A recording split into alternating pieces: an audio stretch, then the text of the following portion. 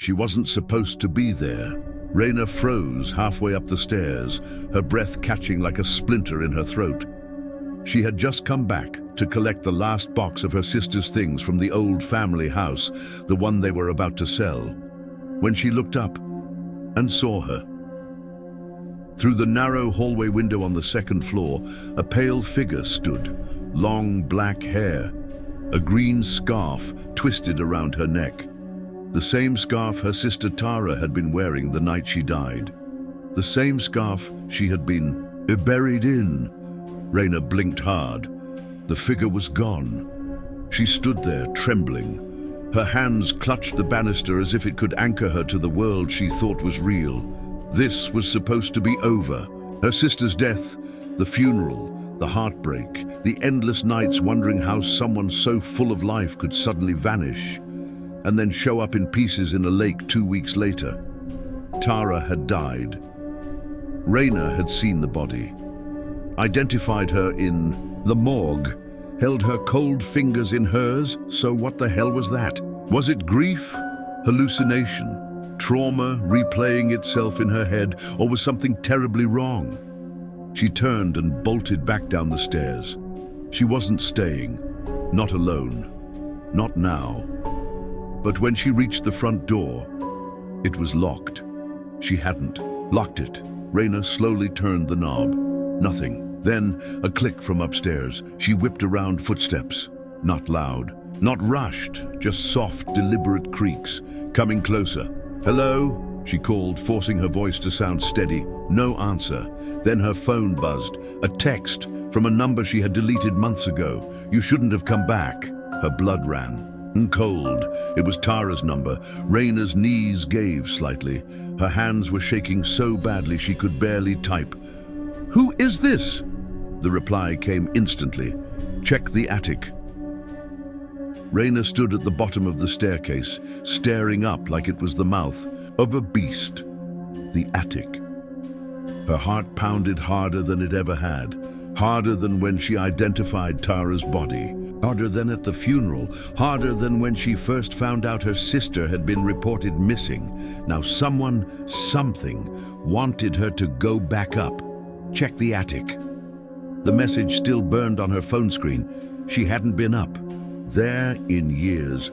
It was the one place in the house her mother had kept locked, even when they were kids. And after their parents died in a car crash, Raina never bothered going near it. But now, the silence was unbearable, like the house itself was holding its breath. Raina swallowed her fear and took a step up. Then another. The wood creaked under her feet like it was remembering something. When she reached the top, the attic door stood shut, as if daring her to open it. She reached for the knob.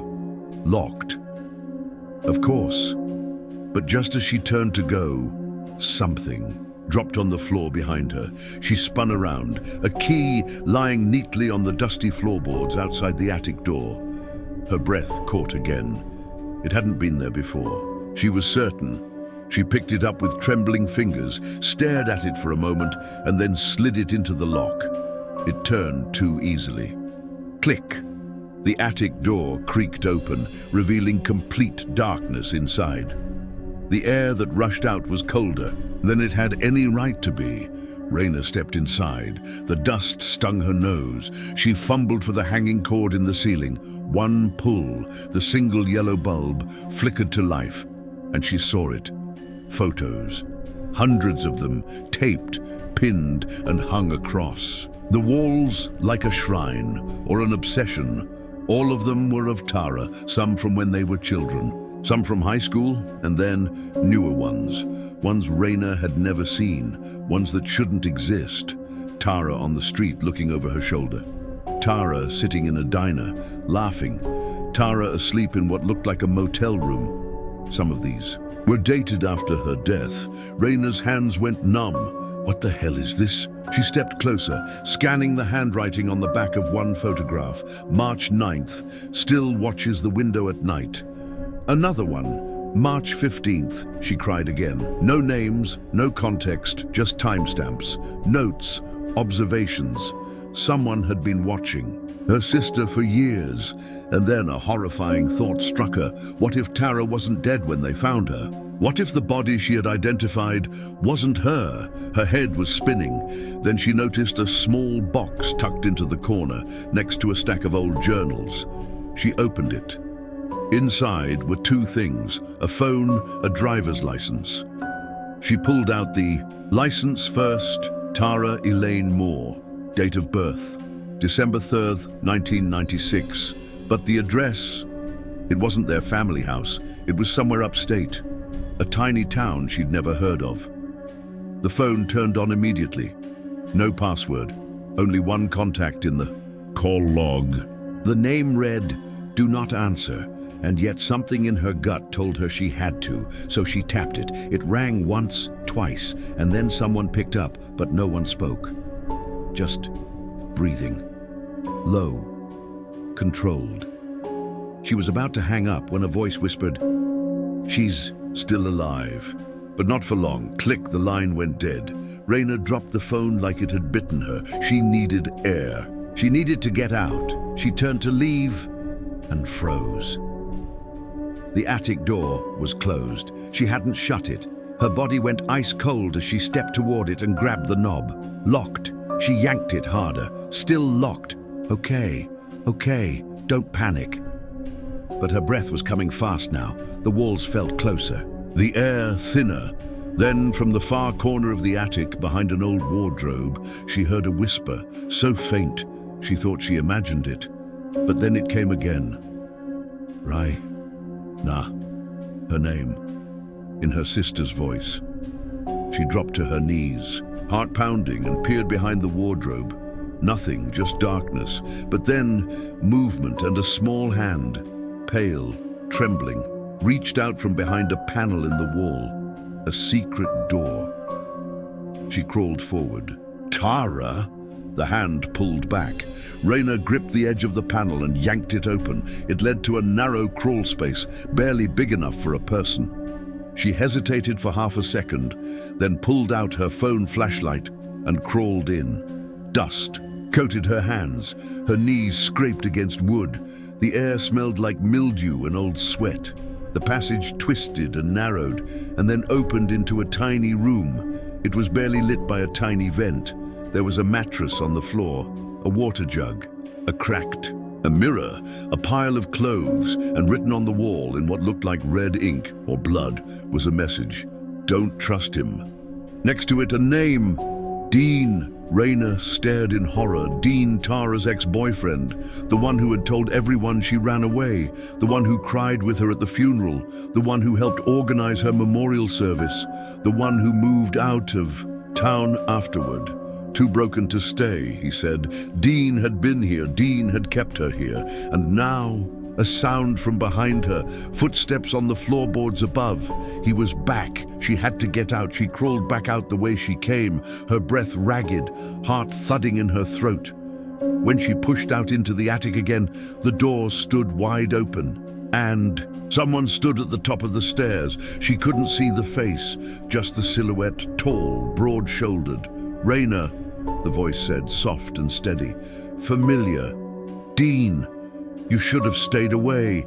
She bolted past him before he could react, down the stairs, through the living room. Toward the front door. It was unlocked now. She tore it open, ran outside, and didn't stop running until she reached her car.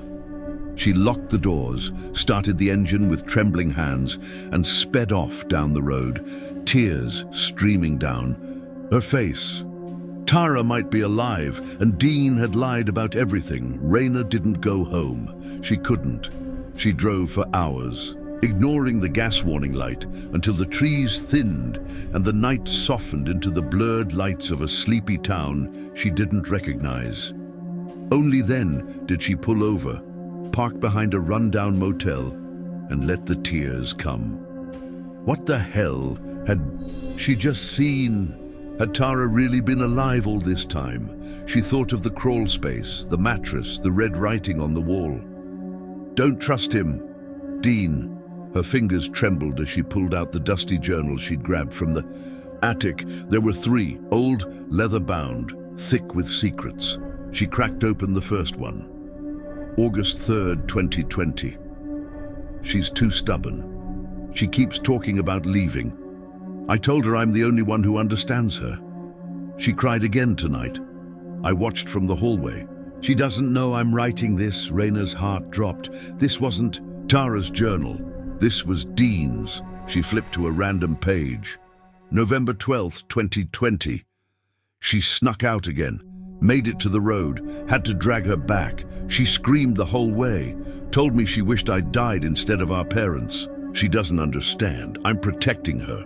Her breath hitched. Our parents, Dean wasn't family, or was he? She flipped back. March 14th, 2019. She doesn't remember me from when we were kids, but I remember her. I remember the red dress, the way she laughed, the summers in this house. When she moved back after her mom died, I knew it was my chance. She was meant for me, always was. Oh God, he'd been obsessed for years. She closed the journal, nausea curling in her stomach. Dean had known them as children. He had been in their lives somehow. Maybe a neighbor, a family friend, long forgotten. And when Tara returned to sell the house after their mother's death, he'd taken her, faked her death, and somehow made Raina believe it. She opened the second journal. This one had notes, lists, even photos taped in, surveillance schedules, fake email accounts, medical charts, a death certificate with Tara's name on it, filed, official looking, forged, and there, Raina's own name. Her signature, except she had never signed anything. He had faked her consent to cremate Tara's body. He made sure there would be no body to question, and Raina had believed she was burying ashes. Grief had made her blind. Her stomach turned. Then her phone buzzed. Unknown number, another text. You've seen too much, come back, let's talk. She didn't reply. Another message followed. If you go to the police, you'll never see her again. Raina froze. She looked at the phone in her hand, at the journals on the seat beside her. He was watching her, even now. She slammed the journals shut and shoved them into her bag. She had one choice now: find Tara before it was too late. The motel receptionist, a bored woman in her 50s, barely looked up when Raina approached the front desk. I need to use your Wi-Fi, Raina said. Room or lobby? Lobby. She connected, opened her laptop, and searched the name and address on Tara's fake driver's license. Pinewell, a tiny town 2 hours north. Population, 700. Barely a dot on the map. There was one gas station, one church, and an abandoned psychiatric hospital, shut down 20 years ago after funding cuts and rumors of abuse. Her heart froze. She zoomed in. The hospital's address matched the zip code on Tara's license. No way. That was a coincidence. Was that where Dean had taken her? Another text pinged, this time with a photo. Raina's breath caught. Tara. She was sitting on the floor of what looked like a dark room, her arms tied, her hair longer now, tangled and dirty, but her eyes still alive. Beneath the photo, last, warning, come alone. Raina stared at the screen. Rage flared through her body, overtaking fear. Dean had been playing with her mind for long enough. No more. By the time she reached Pinewell, dawn was rising, but it didn't bring peace. Fog clung to the road like ghostly fingers. The town was quiet, too quiet. Even the gas station looked abandoned. She followed the crumbling road that led to the old psychiatric hospital. It was a massive, broken thing, windows shattered, ivy strangling the walls, haunted by everything it used to be. She parked far enough to stay hidden and pulled the tire iron from her trunk, the only weapon she had. The front doors were chained shut, but a side window was cracked open just enough. She climbed through. Inside, the air was thick with mold, dust, and decay. Her flashlight caught faded patient files scattered on the ground, rusted wheelchairs, a broken gurney. She moved silently, following instinct. The hospital was like a maze. Halls leading to nowhere, doors stuck shut, everything broken and forgotten until she heard it. A voice, weak, raspy.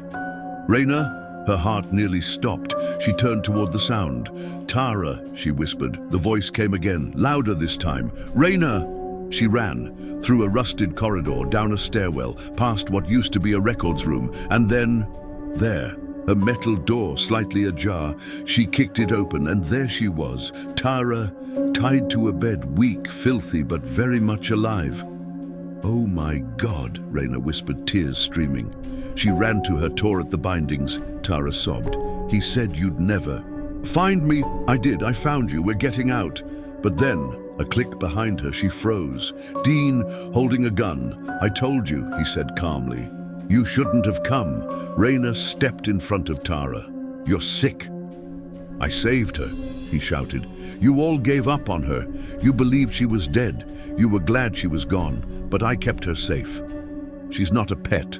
"Dean," Raina snapped, "she's a human being. She has a life." "No," Dean said, "not anymore." He raised the gun, and Tara, silent until now, moved fast. She grabbed the broken metal bed frame and slammed it into his shin. He screamed and dropped the gun. Raina dove for it. They struggled, screaming, fighting, and then a shot. Everything stopped. Dean collapsed. Raina stared, shaking.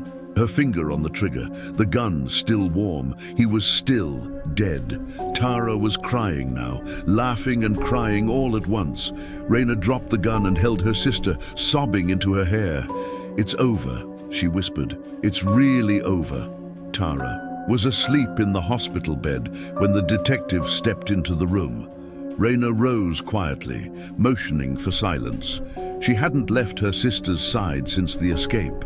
The hospital in Pinewell had admitted Tara immediately, documenting every injury, every scar, every sign of long-term captivity. She looked like a shadow of the vibrant woman she used to be. But her eyes were alive again. The detective, a lean woman in her 50s, with sharp cheekbones and a quiet, commanding presence, sat across from Raina.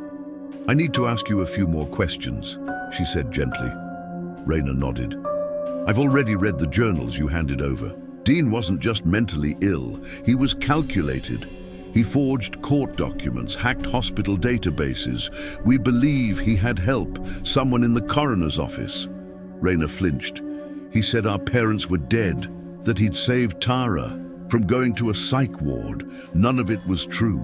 The detective hesitated, then said, "About that, your mother didn't die from natural causes, Raina." Raina's throat tightened. "What?" "She died from poisoning. Small doses over weeks, until her organs gave out." She blinked in horror. "Dean," the detective nodded. "We think she started suspecting him. Maybe she caught him following Tara. Maybe she threatened to call the police. He silenced her before Tara ever came back to that house." The truth hit like a slap. She had thought her mother's death was fate, a cruel twist of illness. But it wasn't. It was Dean. Always Dean. He had been part of their lives long before anyone realized. A neighbor, a quiet boy, a shadow that turned into something monstrous. Raina felt like the air had been sucked out of the room.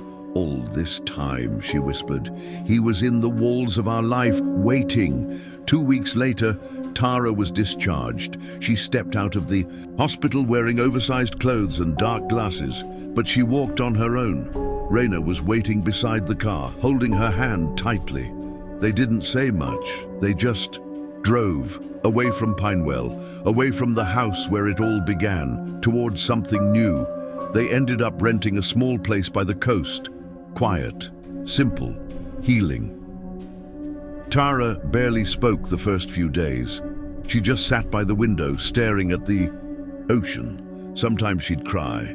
Sometimes she'd hum to herself, but mostly she just breathed. It was progress.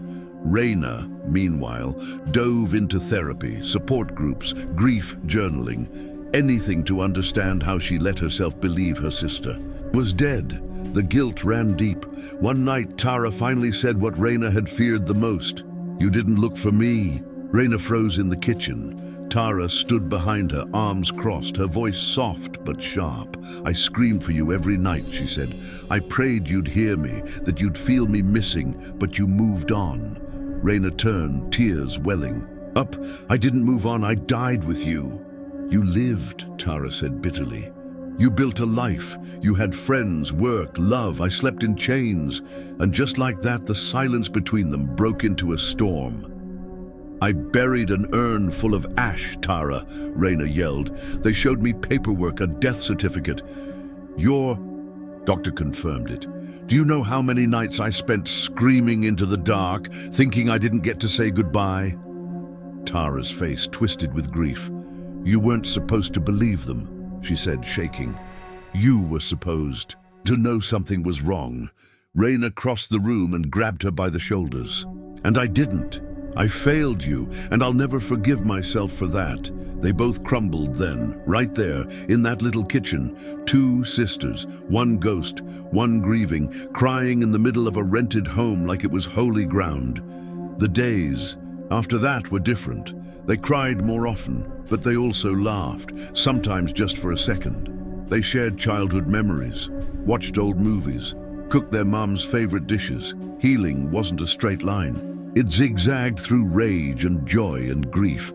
Tara started writing again, poems mostly, dark ones, honest ones. Raina painted, something she hadn't done since college. They were slowly becoming human again. Then, one afternoon, Tara sat on the porch, reading through Dean's final journal, the one the detectives gave back once the trial closed. They hadn't known if she'd want it. She did. Raina watched her closely as she flipped through it. Tara suddenly stopped. Her expression went flat. She passed the book to Raina, tapping a section. Raina read aloud. She'll never know, but she has a sister, the older one, the one they gave away. I saw her once. She looks just like Tara. Raina blinked. What? Tara nodded slowly. There's another sister, Raina. The storm returned in their lives instantly. Phone calls, DNA tests, a trip to an adoption agency with their mum's old records, and then a name, Claire. She was born before either of them. Their mother had been young, scared, forced to give the baby up by her strict parents. Dean had found the record years ago, obsessed over it, stalked her too, but Claire had disappeared, moved out of state, changed her name after a messy divorce. Tara and Raina stared at each other across the table. What if she's still in danger? Raina asked. Tara's jaw clenched. Then we find her, and we finish what he started. But this wasn't revenge. It was rescue, a full circle moment. Two sisters who were almost destroyed, now on a mission to protect someone else, to break the chain, to end the legacy of silence and pain. They weren't victims anymore. They were survivors, and together they were unstoppable. The morning they left for Denver, the sky was gray. Raina adjusted the rearview mirror and glanced at Tara, who sat in the passenger seat, her face pale but steady.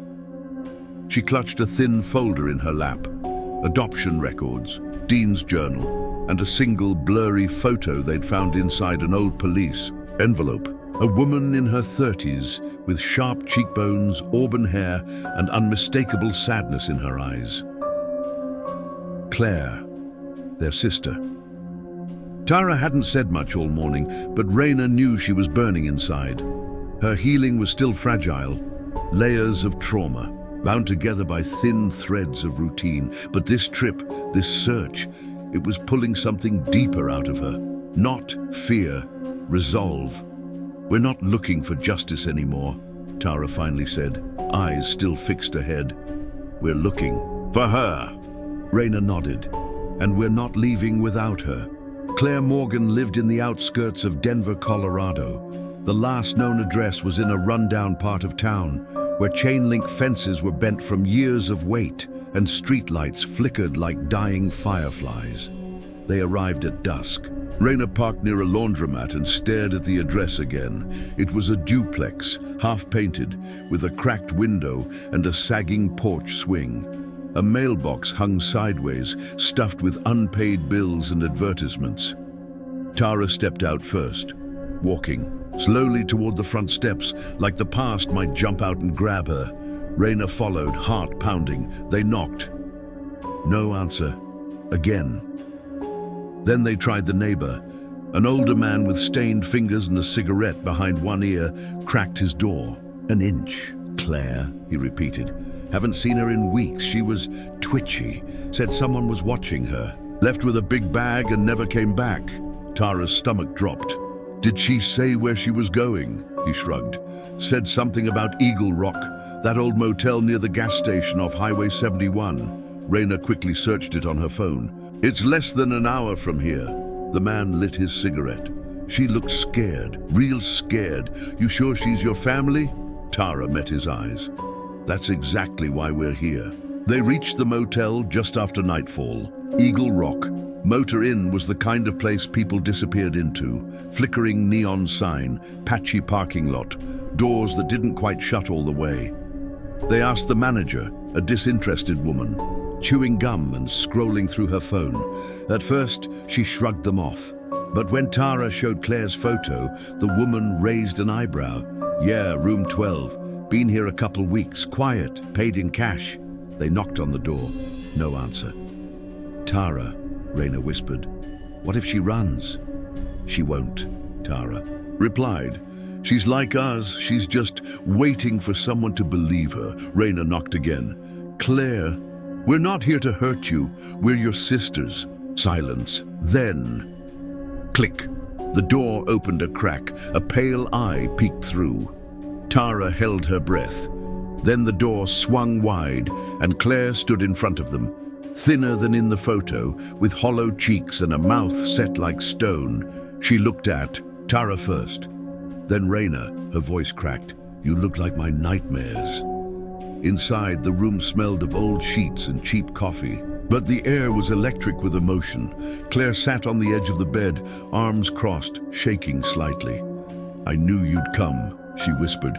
"I just didn't know if you were real." Raina knelt down. "You were adopted in 1981, right? Fostered in New Mexico, then moved to Boulder?" Claire nodded slowly. "I always felt like something was missing. I used to dream of this house I'd never been in, and a girl who screamed from behind a wall."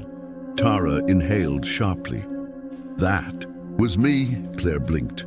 "I know." She stood up suddenly and walked to her suitcase. From the bottom, she pulled out a leather notebook, black and worn. "Dean's." Tara froze. "Where did you get that?" "He gave it to me," Claire said. 10 years ago, he found me in a parking lot. Told me I had sisters, that our parents were liars. He said he loved me." Raina stepped forward. "What did he do to you, Claire?" Claire looked at her with eyes full of fire. "He followed me for years, called me, watched me sleep, left notes.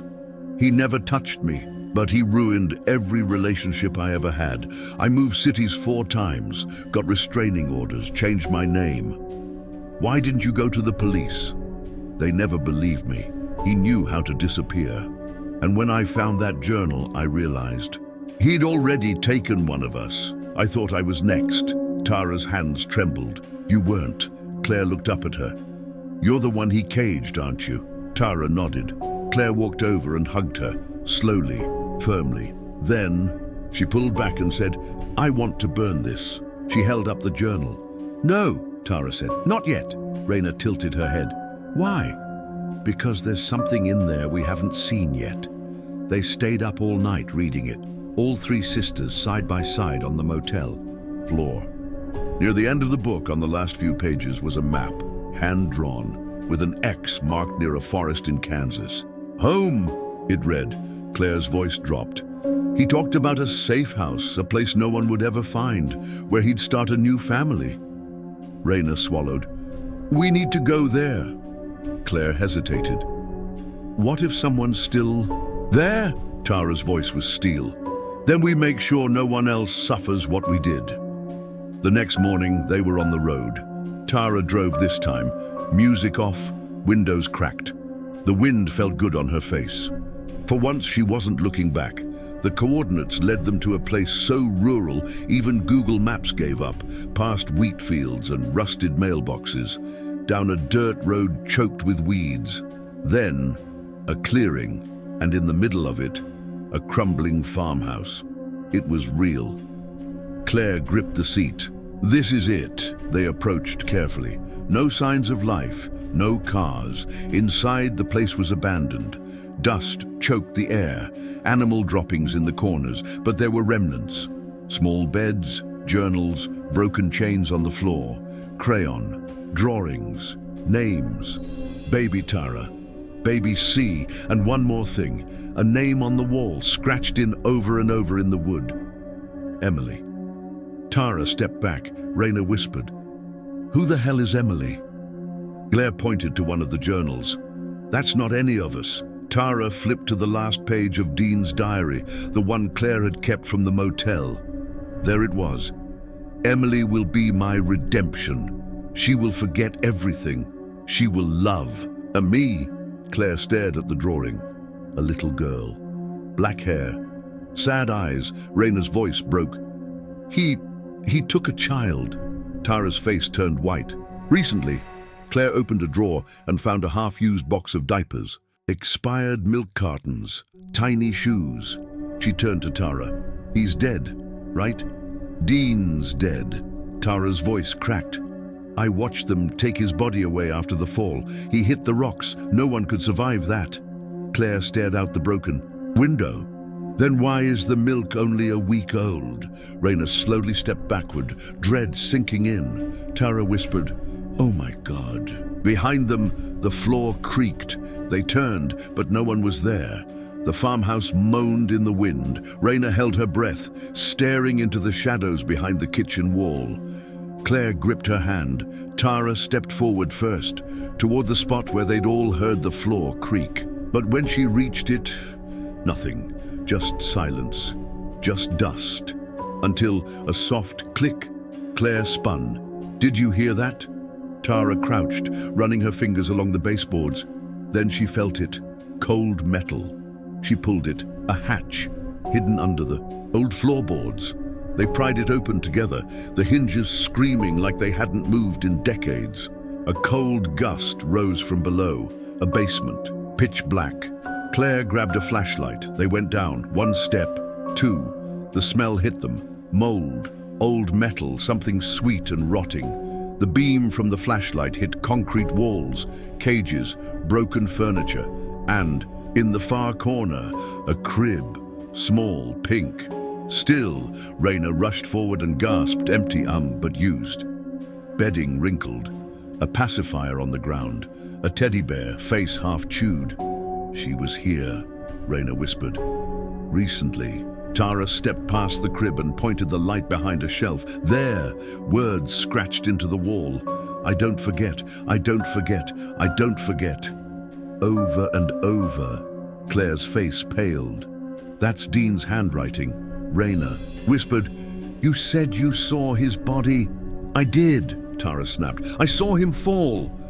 "But we didn't see a body," Claire said. "We saw a stretcher, a bag. No one opened it." They stared at each other, and then they heard it. Footsteps, upstairs, slow, deliberate. Then a voice, low, familiar, twisted. "I thought I raised you girls better than this." Tara's heart stopped. Claire stumbled back. Raina covered her mouth too. "Stop the scream!" The voice got closer. "Coming back here like lost little sheep. I told you this place was sacred." Tara stood frozen, staring up the steps. Dean was alive. They turned off the flashlight. The sisters backed against the cold basement wall, breathing shallowly. Raina fumbled in her coat and pulled out a pocket knife. Claire held a fire poker. Tara clenched her fists. Dean's footsteps echoed directly above them now. He was pacing, taunting. "Emily doesn't like visitors. She's shy, but she's mine, just like you all were." Then, another sound, not from Dean. A tiny cry, from somewhere deeper in the dark. Raina gasped. "That's her!" Tara turned and spotted it, a vent in the corner, half open, barely big enough to crawl through. She dropped to her knees. "Help me!" Raina and Claire yanked the panel open. The baby's cry grew louder. Tara squeezed through first, the tunnel damp and narrow. Cobwebs clung to her hair. The air thinned. After a few feet, it opened into a smaller chamber, part of the old tornado shelter, sealed off years ago. And in the center, a playpen. A tiny girl, black hair, wide, wet eyes. Emily. Tara picked her up, cradling the trembling. "Child, shh, you're safe." Footsteps pounded above again. Dean was moving fast now. Claire yelled down the tunnel, "He's going for the basement door!" Raina ducked back into the basement. "We have to stop him before he finds us." Dean opened the door and descended like a shadow. "I warned you," he growled. "I gave you lives, and you came back to destroy mine." Claire swung first. The fire poker smashed across his shoulder. He yelped and fell sideways. Raina jumped on him next, slashing at his arm with the knife. He screamed, then grabbed her wrist and shoved her back. Claire swung again, but Dean caught the poker midair. Then, Tara's voice rang from the tunnel. "Let her go!" Dean froze. Tara emerged from the shadows covered in dirt, holding Emily close. Dean's eyes widened. "She's mine," he whispered. "She never was," Tara snapped. He lunged toward her. Claire tackled him mid-step. They fell hard. Raina rushed forward, grabbed the knife again. Dean swung wildly, catching Raina in the side. She screamed. Tara passed Emily to Claire. Then, with all the strength in her healing body, she kicked Dean in the chest hard. He fell back against a pipe. Crack. Something snapped. He gasped and stopped moving. Silence. For real. This time, Raina sat against the wall, hand pressed to her bleeding side. "Is he?" Claire bent down, trembling, checked his pulse. Nothing. He's gone. Tara stood over the body, chest rising and falling. "You tried to end me," she whispered, "but all you did was give me fire." Claire came over, holding Emily tightly. "We have to go." They called the police from a truck stop 15 miles away. The farmhouse was raided. The body was recovered. This time the authorities confirmed Dean Morgan was truly dead. The journals, the child, the tunnel. It was all real. Emily was placed under immediate care, but the sisters didn't leave her behind. Raina, despite the stitches, petitioned for emergency guardianship. Claire handled the legal side. Tara stayed by Emily's side every night, singing her to sleep, because Tara knew what it was like to scream and be ignored. Not anymore. 6 months later, it was summer again. They moved into a small house just outside Boulder. Nothing fancy, but it was theirs. Emily had her own room now, sunshine-colored walls, drawings taped to the fridge. Claire opened a non-profit for survivors of long-term trauma. Raina published a memoir, anonymously. It sold thousands of copies. Tara began therapy every week. She told the truth, she unpacked it all. Sometimes she still woke up screaming, but now someone was there to hold her. And Emily? She laughed, she played. She called Tara Mama, and that word healed something nothing else ever could. People say evil dies with the body, but sometimes it leaves cracks in memory, in trust, in silence. But healing is loud, messy, alive. And those 3 women, who were once girls, locked in rooms, hidden behind walls, erased by men, they made sure Emily would never know that kind of silence. Only love, only truth, only light. The end.